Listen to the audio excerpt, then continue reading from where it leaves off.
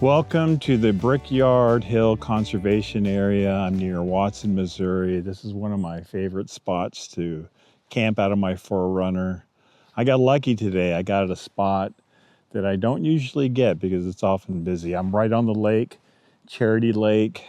I picked this area because I wanted to enjoy the autumn colors. There's lots of walnuts and oaks and cottonwoods in this area.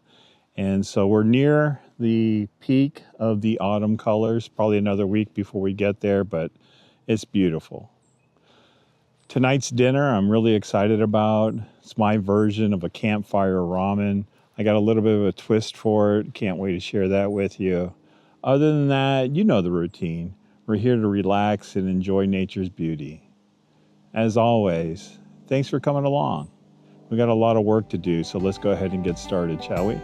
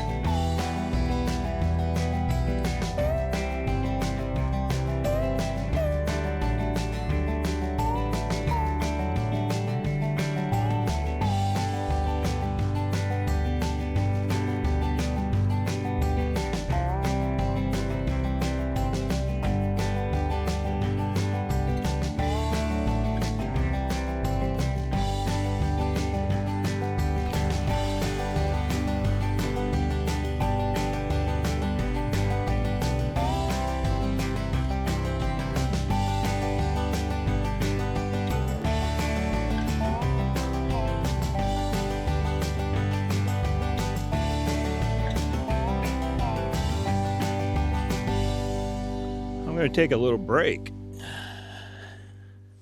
It's getting a little chilly. Today for dinner, I'm making my version of a campfire ramen. And I bought the ingredients this morning. I went to one of my favorite markets in Omaha. It's an international grocery store. The name of it is the Asian Market. And while I was in there buying all the ingredients for the ramen, noodles, soup base, some veggies and mushrooms and stuff, you'll see.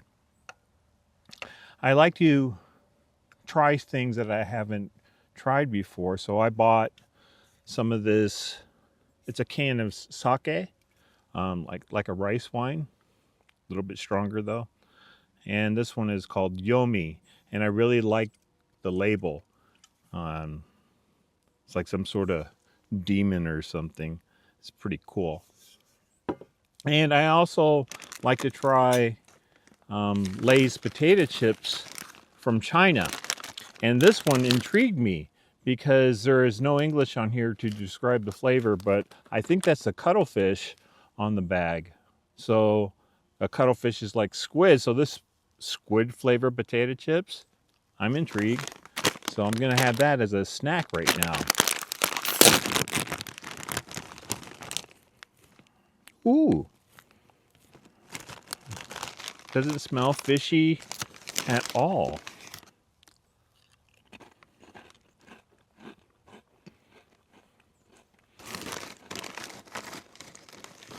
Those are great.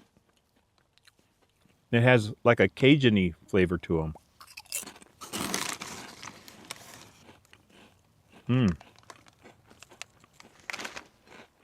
Now, the sake.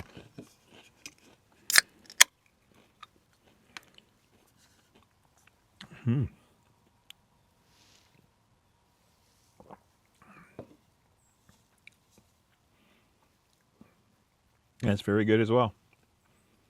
It's sweet. Not like sugary sweet, but it's on the sweeter side.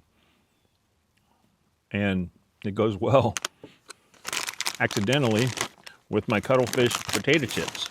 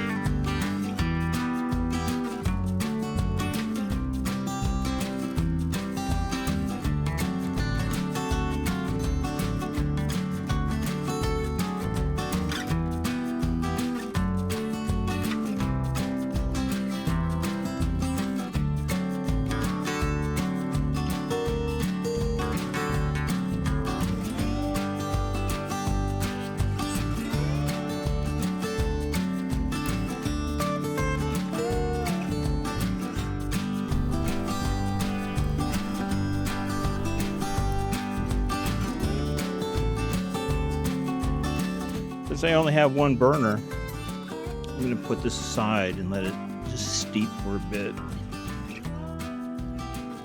And I'm going to put another pot on with water. This is to boil the noodles, and I'm going to soft boil an egg.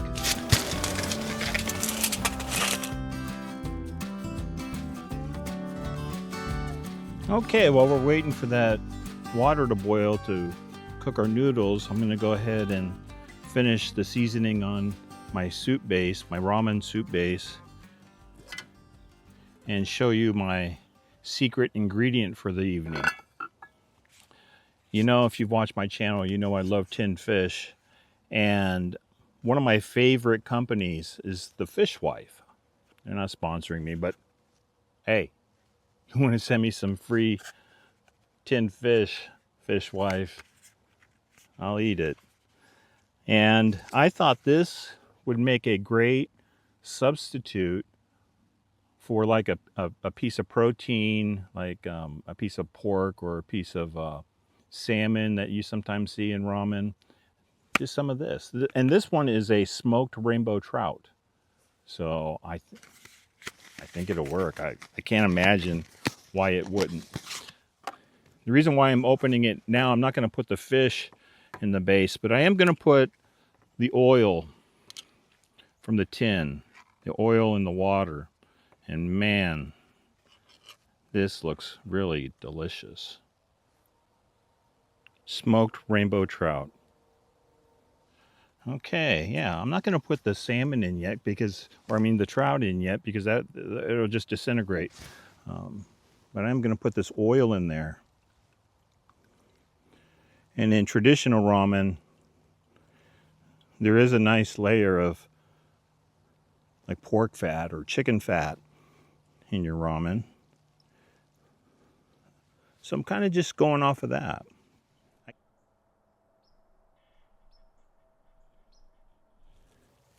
I'm going to go ahead and put that bok choy in there and cook it in this water.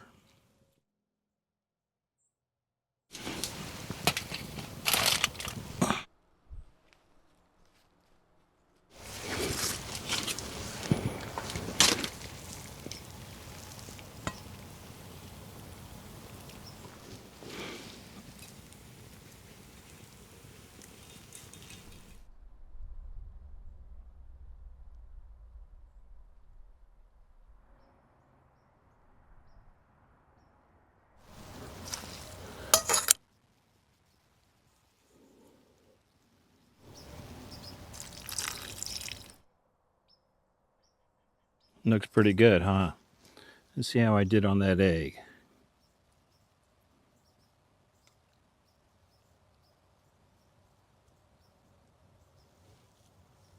I say I did perfect.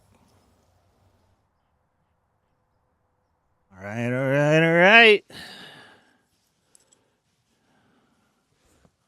I'm hungry. In Japan, before you eat, you say Itadakimasu. It's like bless the food.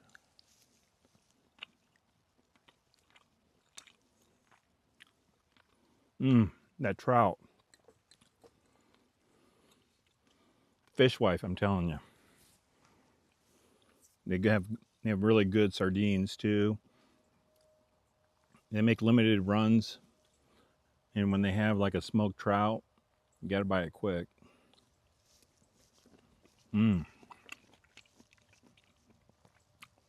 Shiitake mushrooms are great.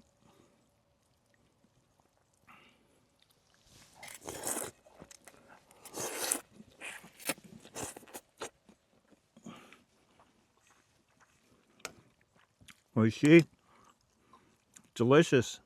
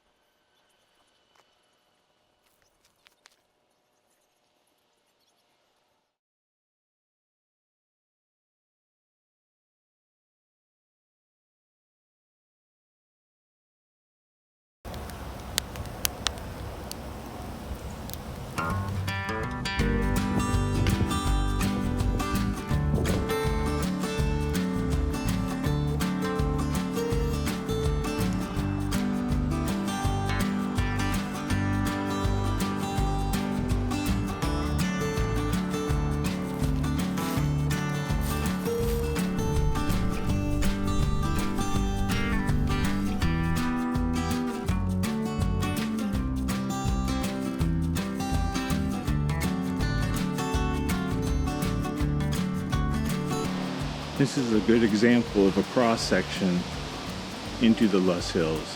In most places, you would see stratified layers of soil within a cross section. However, here in the Loess Hills, the hills are made of essentially dunes of silt.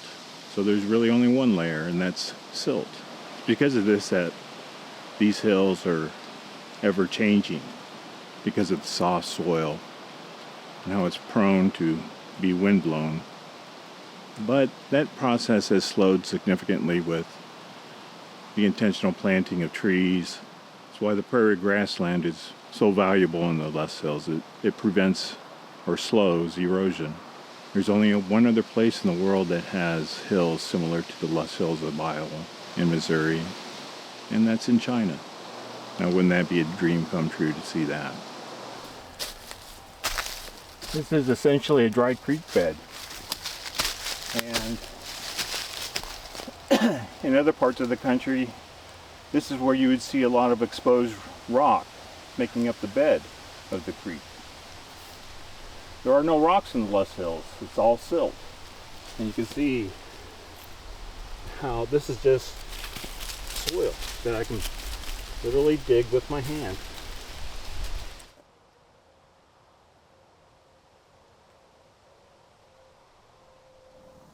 I'm not sure that I shared with you that I'm half Japanese on my mother's side. I'm very proud of my heritage from my mom's side, as well as my dad's side too. Much of the philosophies of Japanese of living are geared towards nature. They recognize that nature has the ability to not only maintain good health, but also heal. Today I have Wi-Fi, which is a rarity when I go camping, so I decided to look at the comments on the video that just posted this morning. I'm about a week behind. I received my most favorite compliment ever. I apologize, I can't remember your name. I'd look it up, but my phone is my camera at the moment. They said was they live about an hour from the Loess Hills and had never explored them before, watching my videos. That is a very touching and warming compliment. Thank you very much. So I got a bonus today. Not only am I healing from being in nature, but also from receiving wonderful feedback like that. I hope you enjoyed this little autumn adventure as much as I did. Until next time, take care of yourself, and I'll see you later.